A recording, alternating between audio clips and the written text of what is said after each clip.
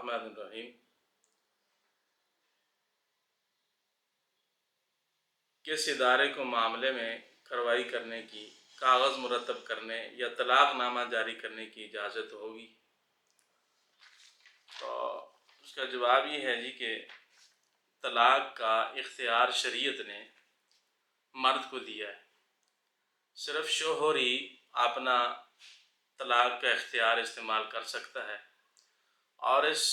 اختیار کو استعمال کرتے ہوئے وہی طلاق دے سکتا ہے۔ خلا جو ہے یہ میاں بیوی کے درمیان رضامندی کا معاملہ ہے، اور جس کا طریقہ یہ ہے کہ بیوی شوہر سے مہر یا کسی مال کے عوض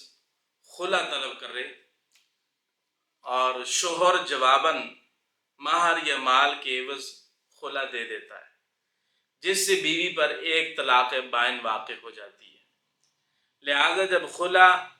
یا طلاق دینے کا اختیار شوہر کو ہے، کسی بھی ادارے کو نہیں، تو مسلم یا غیر مسلم ممالک میں اس کا طریقہ کار ایک ہی جیسا ہوگا۔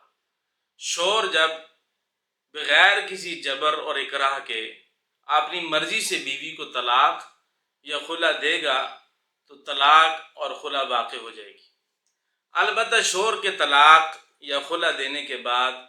اس ملک کی رسمی کارروائی کو پورا کرنے کے لیے طلاق نامہ یا اس جیسی کوئی قانونی دستاویز کسی مجاز ادارے سے بنوا لینا جائز ہے، اس میں کوئی شرعی حرج نہیں ہے، چاہے وہ مسلمان ملک ہو یا غیر مسلم، چاہے طلاق نامہ ہو یا خلا نامہ بنانے والا بھی مسلمان ہو یا غیر مسلم ہو، کیونکہ طلاق یا خلا